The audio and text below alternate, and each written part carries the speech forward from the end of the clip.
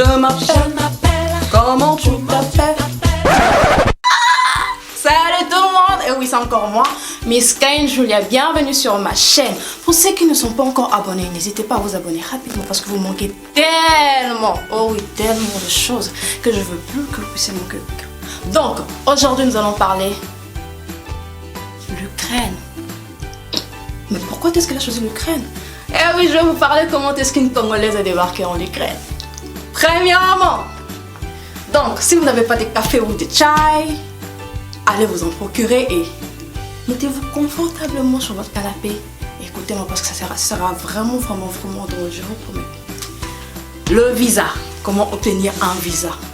Au Congo-Kinshasa, la RDC, nous n'avons pas d'ambassade ukrainienne. Donc il faut sortir du pays pour aller chercher de visa ailleurs. Alors, comme nous sommes très mal renseignés, nous nous sommes retrouvés à Abuja. Et là-bas, malheureusement, on n'a pas pu obtenir le visa. Mais heureusement, je me suis fait des nouveaux amis. J'ai rencontré une personne très importante par laquelle même je suis en Ukraine. Je veux dire qu'il m'a vraiment aidé, le monsieur. À Abuja, j'ai rencontré beaucoup d'amis. Et c'est à partir de ces amis que je puis obtenir aussi les visas. Donc, j'explique. Quand nous sommes revenus au Congo, nous sommes rentrés au Congo, cet ami m'a appelé. Il m'a dit que non, bon, il y a une ONG ici qui peuvent obtenir les visas sans que tu y ailles au pays, c'est que tu ailles au Sénégal, au Gabon, patati, patata. On a dit bon, moi et ma mère, nous sommes allés nous renseigner, l'ONG prendre des contacts. Et jusque maintenant, je ne sais pas combien que ça a coûté parce que ils ont parlé entre parents, ils m'ont dit que moi, comme nous savons très bien au pays. Ils ont parlé, et après 2 semaines seulement, j'ai obtenu un visa pour venir du Sénégal. Donc, dans l'ONG, ils ont dû organiser les choses pour qu'il y ait 2 groupes, 2 étudiants. Nous étions tellement nombreux, je crois, plus de 33 étudiants. Donc, 2 groupes. Le premier groupe, le groupe A, devrait voyager le vendredi, et le groupe B devrait voyager les dimanches. Et moi, je faisais partie du groupe B. Bon, comme tu sais au Congo ou bien en Afrique, quand tu veux aller peut-être en Beng, en Europe, Napoto, tu dois être très bien coiffé. En tout cas, la coiffure doit être, you know what I mean, au top. Je suis allée me faire tresser le vendredi.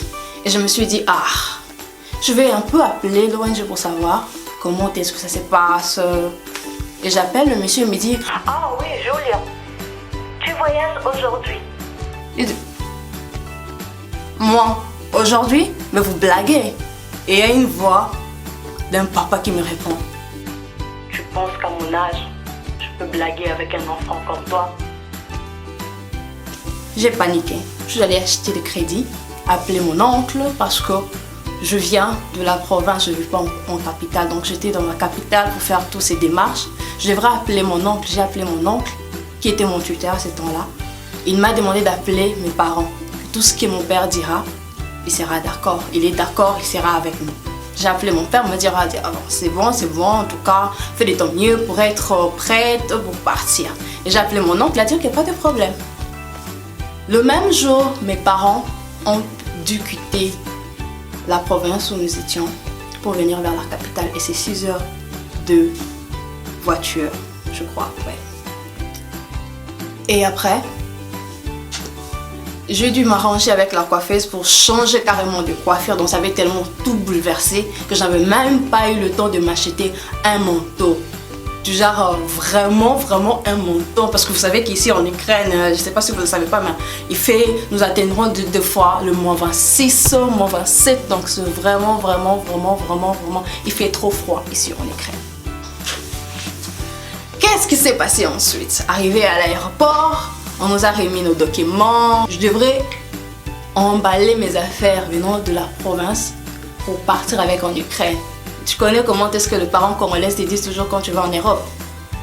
Au niveau de l'Europe, pourquoi est-ce qu'ils ont vendu qu'on a ôté? Ok, n'a pas tout. On s'en va misoutou. On a même pas ça moins cher. Et j'ai cru.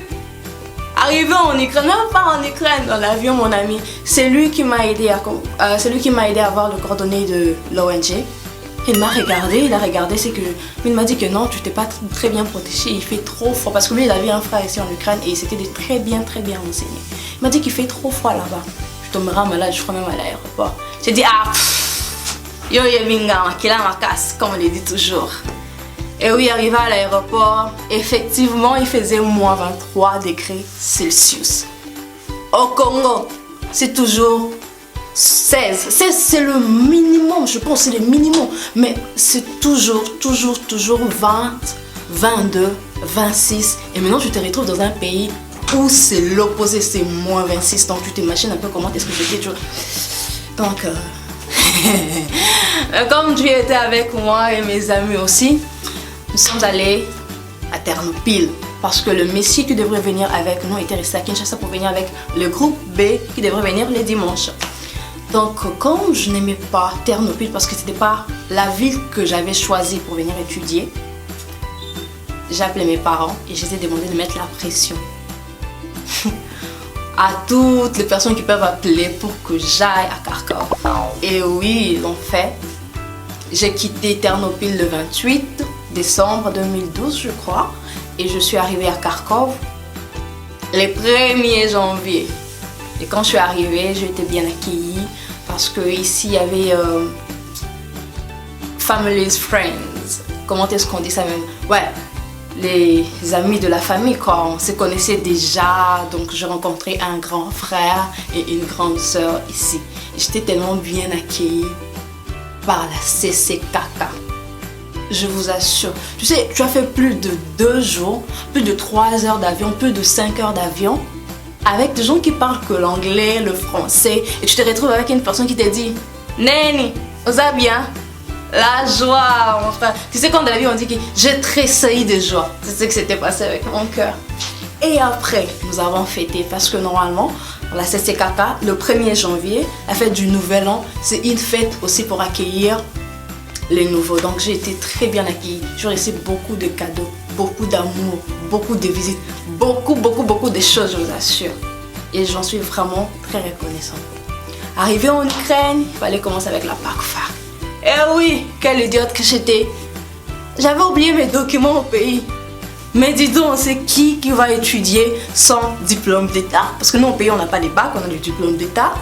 Sans son bulletin de la 5e année et 6e année. Donc tu débarques dans un pays pour étudier, pour faire quoi? À la préparatoire, à l'université, sans tes documents. Quelle conne, ouais. Je sais. Donc j'ai dû rester à la maison pendant 1 mois sans étudier. J'étais tellement fatiguée, j'avais besoin de rentrer au pays. Et un jour, ma mère m'appelle et me dit et ya kanisa bambongo nyo se te dépenser. Ce que aux nyo se kika na mai. Et avec l'aide de Dieu, Dieu m'a aidé à s'y porter. Et après, au mois de février, je commençais le cours le 2 février. Ça a bien commencé parce que quand j'étais à la maison, il y avait 2 frères et sœurs congolais qui m'apprenaient le russe. Donc, et quand j'ai commencé, j'étais intelligente. Mais après, je commençais à développer un amour fou pour l'anglais. Et tout d'un coup, le russe a presque disparu. Donc, ce qui s'est passé, je devrais presque oublier ou bien convertir ou bien traduire tout ce français que j'ai pu apprendre pendant plus de 15 ans en anglais. Oui, c'était dur, mais tu sais, quand tu te donnes, quand tu veux quelque chose, comme on le dit toujours, le vouloir appelle le pouvoir. Je voulais vraiment apprendre la langue, je voulais vraiment exceller. Alors, j'ai fait ce qu'il fallait et maintenant là, je peux comprendre, je peux parler, je peux poser des questions, je peux faire des présentations en anglais. Donc maintenant là, tout va bien. Donc, pour ceux qui ne savaient pas, pour ceux qui pensent que l'Ukraine ou bien l'Europe, on débarque juste comme je débarquais, je pense pas que c'est un très bon exemple. J'aimerais bien que si tu veux partir, j'aimerais bien te donner un conseil. Si tu veux voyager, aller quelque part, mieux vaut te renseigner sur la place, renseigne-toi sur le climat, renseigne-toi sur la langue, renseigne-toi sur tout ce que tu peux savoir, connaître sur le pays où tu vas.